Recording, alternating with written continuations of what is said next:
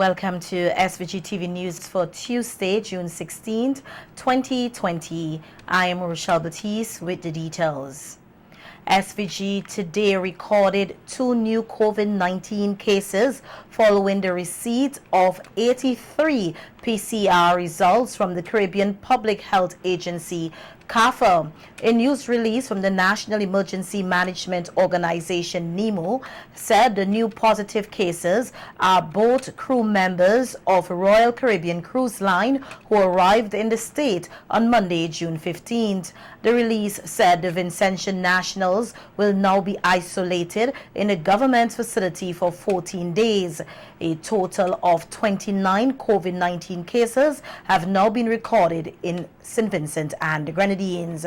A negative COVID-19 PCR results for the remaining 57 crew members of Royal Caribbean Cruise Line who arrived on Monday, the 15th of June, were also received. NEMO said these Vincentians will continue mandatory quarantine for a period of 14 days and that a second COVID-19 PCR test will be conducted prior to completion of this quarantine.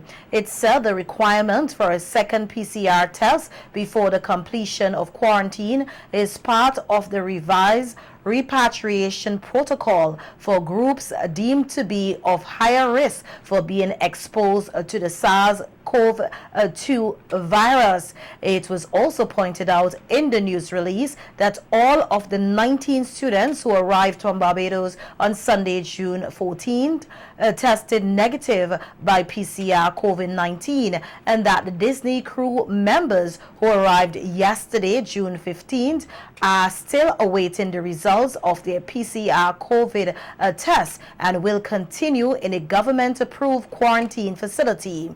The Health Services Subcommittee of the National Emergency Committee continues to urge all Vincentians to remain vigilant and to support all returning nationals in their strict compliance with quarantine and isolation. The public is reminded that persons are placed in quarantine for stipulated periods because of their ongoing risk of being COVID-19 positive, despite having a previous negative COVID-19 result.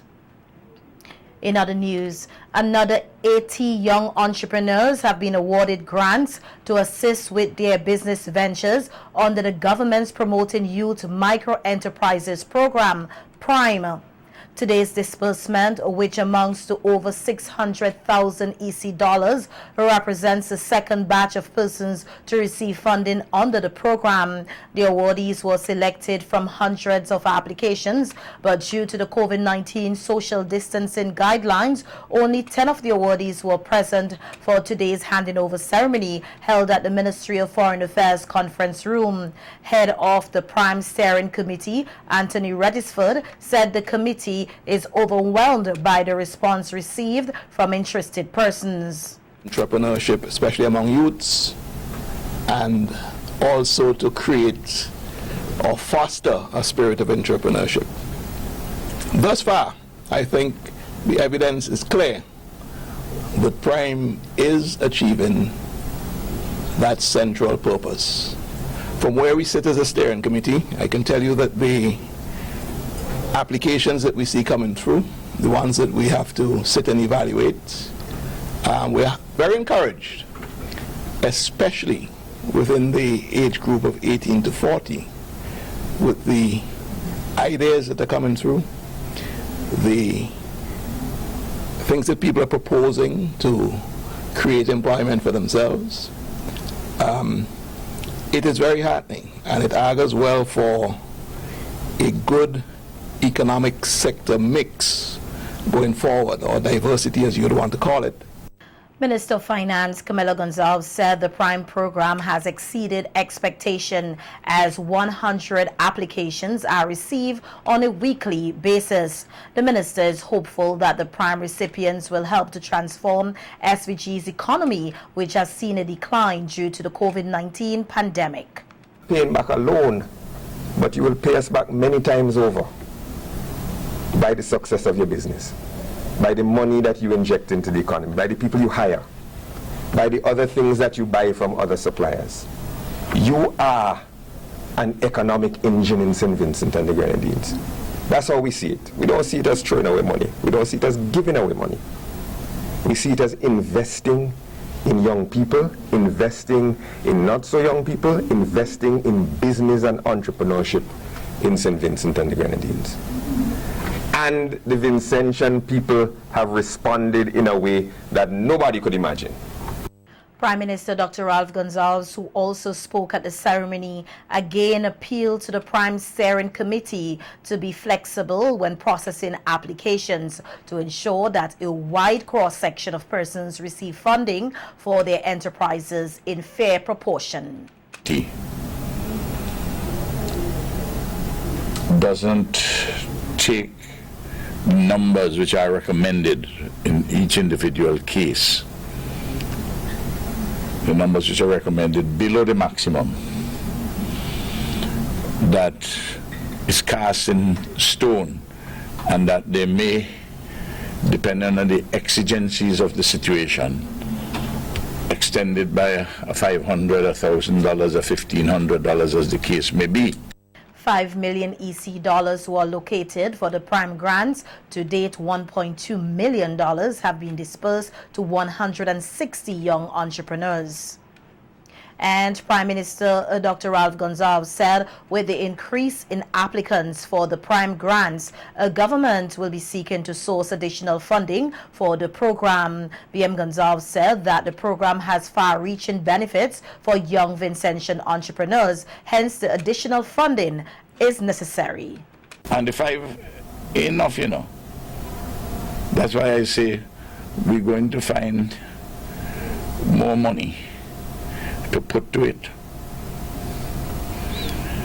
And they have to make up their mind whether they want this. All of a sudden I see a question asked in the parliament that said, given the fact that the whole parliament voted for this stimulus package, they were silent on it with the vote. They didn't say yes. They criticized it upside, downside. We're fixing this thing up, and we're going forward. And we'll provide more resources. I just want to say that. How much resources? I don't quite know yet. We have to look at the pennies. We have to look at the financing. The Prime Minister said that Prime is seen as a stepping stone for a developing business which needs financial support, noting that the monies will not have to be paid back as in the case of a loan. I want you to feel in your being, it must be a noise in your blood, an echo in your bones, that you are a businessman or a businesswoman. You're an entrepreneur. To get the idea out of, a timid idea out of your head, that boy, I'm trying a thing. You have to have the confidence, and you have to carry your mental equipment. I am going to succeed, and I'm a businessman and I'm a businesswoman. I don't think just about a businessman as somebody in a big corporation. It was revealed today that there were more than 1,500 applications submitted since the launch of Prime 3 months ago. And a web page where persons can apply for Prime grants was launched at today's ceremony. The website developer Umar Wiley, who is also a member of the Prime Committee, said that the use of the website will make the application process more easier, quicker and cheaper. So I'd like to take you through the website. Everybody here would be familiar with the paper form. In fact, I just have it here as a comparison. Now, I'd like to say something what Mr. Registrar said earlier about it being difficult to find a computer. And I really think it's more difficult to find a printer these days than a computer. Correct. So I think this is, in fact, easier for people to apply it. You can see it has several ways to apply online. You can click this one here, apply for Prime, or from the top menu, apply online. If you were to go through the rest of the site, you just see what is Prime, short write-up, again, quick link to apply online. encouraging more persons to apply for the Prime grants by accessing the website www.prime.vc, while he said even if they are not interested in the funds, they can still share their business ideas. He used the opportunity to explain how to use the website.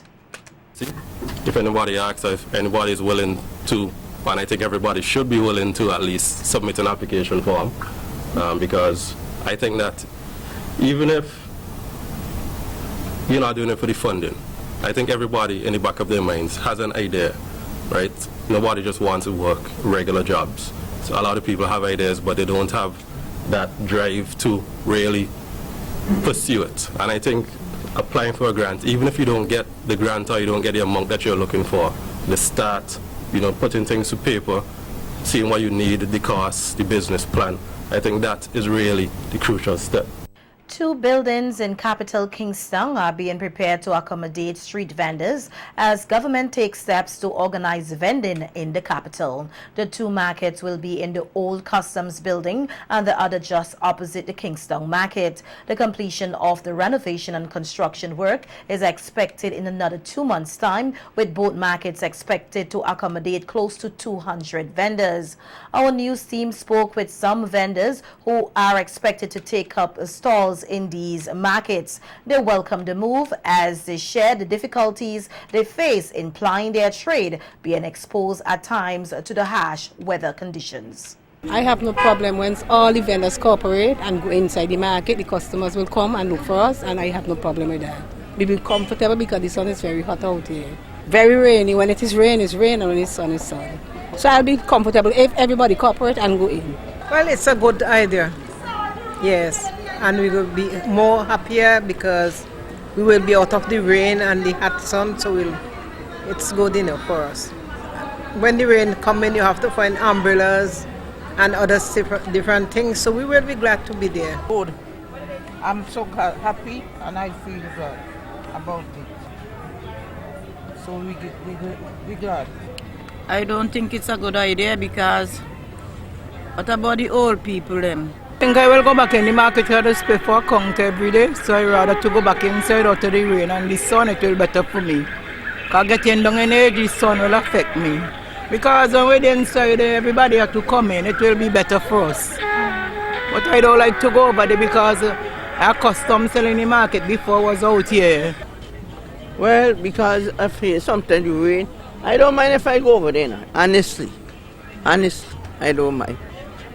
You understand? But I don't want to go back in, I don't want to go in the market.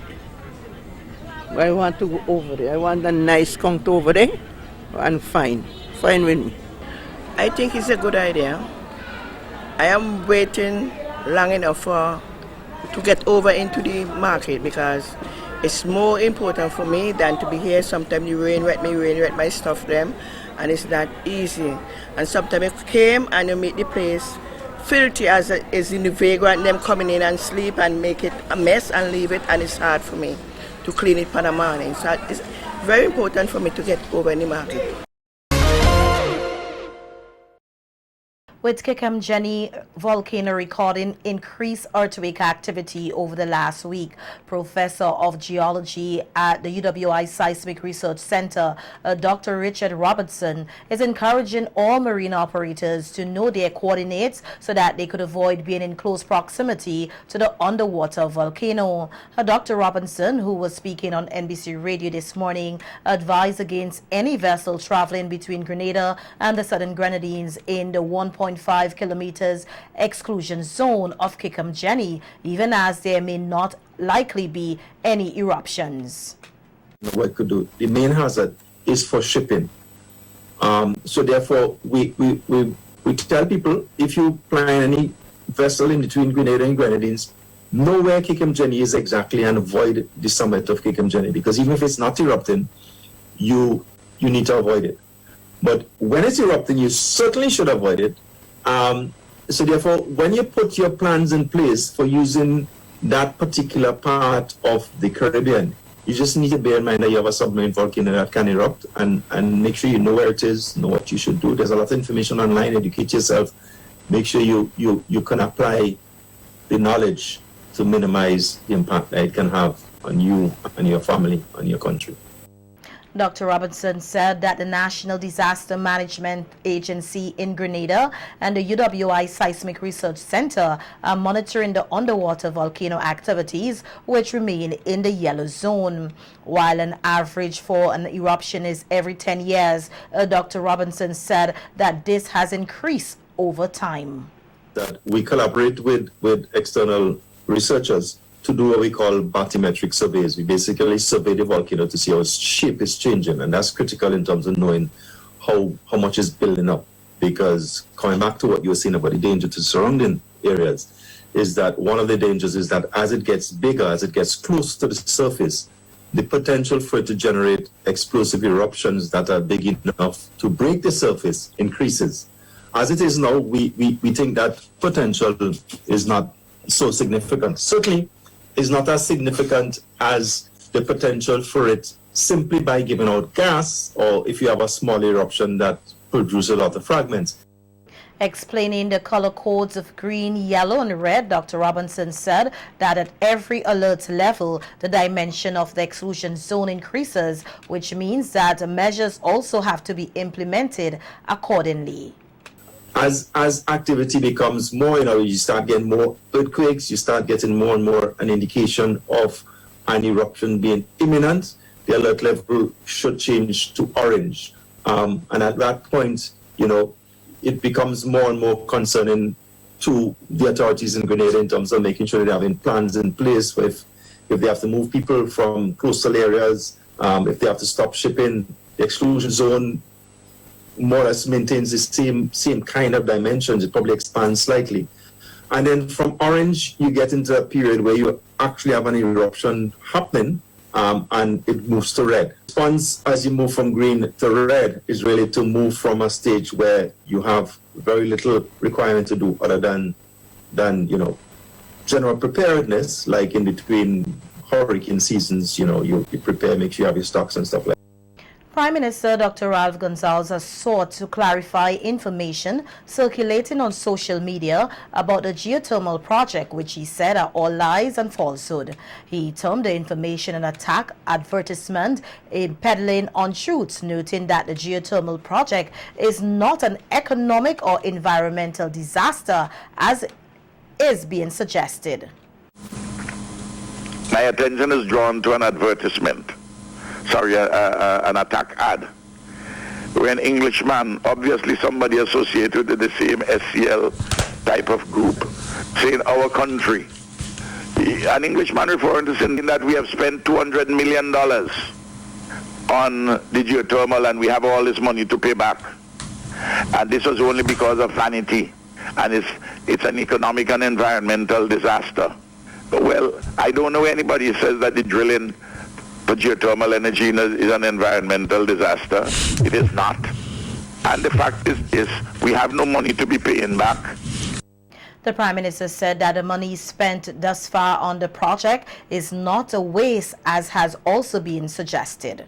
Over and over, the money spent so far are monies from grants and contingent grants and monies from the other partners, the equity partners, Emera and Reykjavik Geothermal, and that all that we will be spending, all that we have spent thus far is over $600,000. And the $200 million easy have not been spent. The number in the region of about 80 million. I don't have the actual figure at my hand here, but no more than 30 million US. Recently, the Prime Minister said the 3 wells dug on the slopes of the La Soufrière volcano have produced the heat but not the permeability needed for the electricity generation at the required level. He said there has to be more testing to see how many megawatts can be sourced, and that given the lack of sufficiency of the permeability, it might not produce a predicted geothermal output of 10 megawatts, which was the initial aim to serve about 60% of the electricity needs of residents and businesses here in SVG. The Prime Minister said at said at a much lower output, those involved in the project, including the government, will have to consider whether it makes sense to go through with the project.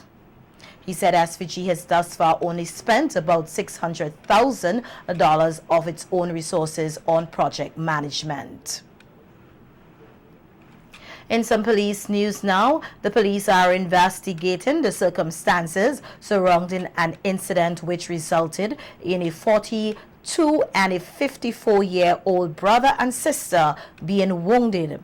According to the police, at approximately 7:05 p.m. on Sunday, June 14, 2020, the police at Mesopotamia was alerted via telephone of a chopping incident which occurred at Mount Pleasant, Mesopotamia.